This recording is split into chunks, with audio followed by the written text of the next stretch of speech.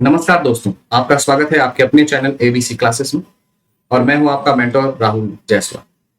तो आज से हम लोग एक नए चैप्टर की शुरुआत कर रहे हैं जिसका नाम है यूक्लिड्स जियोमेट्री। सबसे पहले हम इस चैप्टर के थ्योरम को देखेंगे। सबसे पहले जानते हैं कि जियोमेट्री क्या होता है। जियोमेट्री जो वर्ड है वो एक ग्रीक भाषा का शब्द है। जियोमेट्री शब्द जो है कौन सी भाषा का शब्द है? ग्रीक भाषा का शब्द है, जो कि दो शब्दों से मिलकर बना है। सबसे पहला जियो से, जिसका अर्थ होता है अर्थ, और दूसरा है मैट्रिन से। मैट्रिन का मतलब क्या होता है? To measure. यानी जियो और मैट्रिन से जाकर के क्या बना है? जियोमेट्री बना है, जिसका मतलब होता है अर्थ को मेजर कर। क्या करना? अर्थ को मेजर कर। ठीक। जियोमेट्री से संबंधित सबसे पहला थ्योरम जो है वो किसके द्वारा दिया गया था? एक मैथमेटिशियन थे जिनका नाम था थेल्स। उन्होंने ही सबसे पहला थ्योरम प्रूव किया था। क्या प्रूव किया था उन्होंने बताया था कि जो सर्कल का डायमीटर होता है ना, वो सर्कल को दो बराबर हिस्सों में बांटता है। सर्कल का जो डायमीटर होता है वो सर्कल को कितने बराबर हिस्सों में बांटता है? दो बराबर हिस्सों में बांटता है। ठीक है। इसके बाद आगे बढ़ते हैं हम लोग। इसके बाद देखते हैं कि अब यूक्लिड्स, अब जितने भी जियोमेट्री से संबंधित मैथमेटिशियन हो, उन्होंने जो भी बातें कही उन सबको एक जगह कलेक्ट करने का श्रेय किसको जाता है? उन सबको एक जगह कलेक्ट करने का श्रेय जाता है यूक्लिड को। यूक्लिड एक मैथमेटिशियन थे जिन्होंने पूरे के पूरे जियोमेट्री से संबंधित जो भी पोस्टुलेट्स थे या एग्जाम्स थे उनको क्या किया? एक जगह कलेक्ट किया और उसे 13 चैप्टर्स में डिवाइड किया। कितने चैप्टर्स में डिवाइड किया? 13 चैप्टर्स में डिवाइड किया। तो उन्हीं के द्वारा जो कलेक्ट किए गए रूल्स हैं उनको हम लोग आज पढ़ेंगे। तो यहाँ पे कुछ 7 रूल्स दिए गए, 7 एक्सियोम्स दिए गए। यूक्लिड के जो कलेक्शन हैं उनमें से 7 एक्सियोम्स दिए गए, है ना। उन्हीं को हम लोग एक एक करके यहाँ पे एक्सप्लेन करेंगे, फिर हम लोग चैप्टर पे आगे बढ़ेंगे। सबसे पहला चीज है things which are equal to same thing are equal to one another. क्या कहता है कि कोई भी चीज अगर एक ही चीज के बराबर होता है, मान लो ए जो है वो बराबर है बी के, और सी जो है वो भी बराबर है बी के, यानी ए भी बराबर है बी के और सी भी बराबर है बी के, तो इसका मतलब ए और सी भी आपस में क्या होगा? बराबर होगा, है ना। यही चीज बोल रहा है पहला। अगर things which are equal to the same thing, यानी कोई चीज एक ही चीज के बराबर है, तो वे दोनों भी आपस में क्या होंगे? बराबर होंगे। वही चीज है, अगर ए बी के बराबर है, सी बी के बराबर है, तो ए जो है वो सी के भी बराबर हो जाएगा। ठीक है। ए और सी भी आपस में क्या हो जाएंगे? बराबर हो जाएंगे। दूसरा, if equal are added to equals the whole are equal. अगर मान लो कोई दो चीज बराबर है, मान लो ए बराबर है बी के, ठीक है, तो अगर हम इसमें क्या जोड़ दें? अगर मान लो इसमें हम सी जोड़ दें, इधर भी और इधर भी क्या जोड़ देंगे? सी जोड़ देंगे। यानी अगर दो चीजें आपस में बराबर है और उसमें सेम चीज दोनों साइड अगर हम ऐड करते हैं, तो होल जो होता है, यानी इधर का जो पूरा का पूरा मान आएगा और इधर के पूरे पूरे मान के क्या होगा? आपस में इक्वल होगा। ठीक है। तीसरा क्या कहता है? तीसरा कहता है if equal are subtracted from equal the remainder are equal. अगर मान लो जैसे इसी में जैसे ए बराबर है बी के, ठीक है, तो अगर मान लो ए में से हम सी घटा देते हैं, क्या घटा देते हैं? सी घटा देते हैं, और बी में से भी क्या घटा देते हैं? सी घटा देते हैं, तो भी जो आंसर आएगा ये वाला हिस्सा का और ये वाला हिस्सा का दोनों आपस में बराबर होगा। यानी अगर दो चीजें बराबर हैं और उस दोनों तरफ हम क्या कर रहे हैं? सेम चीज को सब्ट्रैक्ट कर रहे हैं, तो जो आंसर आएगा वो भी क्या होगा? आपस में बराबर होगा। चौथा चीज क्या बोलता है?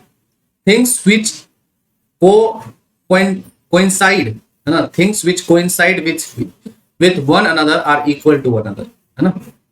कोइंसाइड मतलब जैसे मान लो एक सर्कल, एक मान लो एक कॉइन है, उसके ऊपर सेम साइज का एक कॉइन रख देंगे, तो वो क्या कर जाएगा? एक दूसरे को कोइंसाइड करेगा नहीं, और दोनों आपस में बराबर होगा। तो यही कहता है चौथा। 5वां नंबर, the whole is greater than part. The whole is greater than part. 5वां नंबर क्या कहता है? 5वां नंबर कहता है कि जैसे एक सेब है, मान लो एक पूरा का पूरा क्या है? सेब है। सेब को बीच में से काट दिए तो क्या हो गया? आधा सेब हो गया। तो ये पूरा सेब जो होगा वो हमेशा आधे सेब से क्या होगा? बड़ा होगा। यानी अगर किसी भी चीज का कोई हिस्सा लेते हैं, तो जिस चीज का वो हिस्सा अगर उसके होल पार्ट की बात करें, वो हमेशा उससे क्या होगा? बड़ा होगा। एक पूरा सेब जो है वो आधा सेब से बड़ा होगा ही होगा ना। बस यही कह रहा है इसमें। हो गया 5 नंबर में। 6ठा नंबर में आते हैं।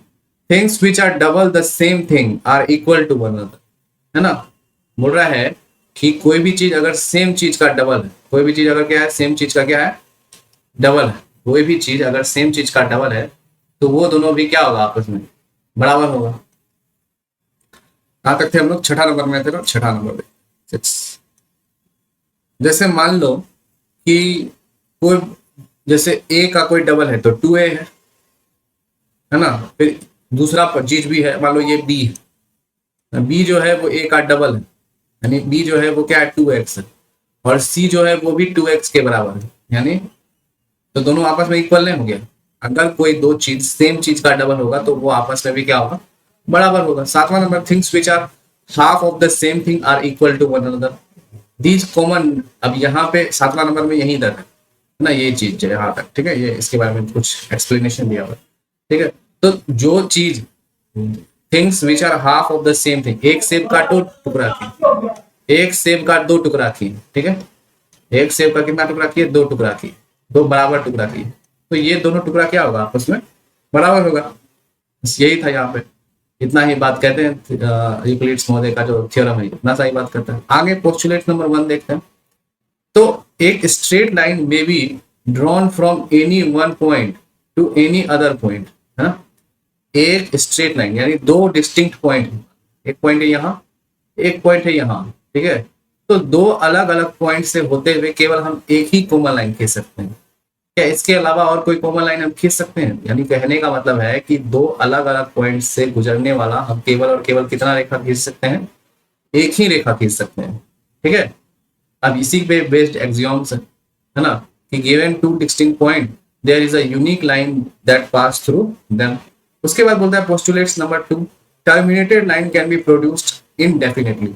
मान लो एक टर्मिनेटेड लाइन को लाइन सेगमेंट भी कहा जाता है। मान लो एक लाइन सेगमेंट है जिसका नाम है ए बी।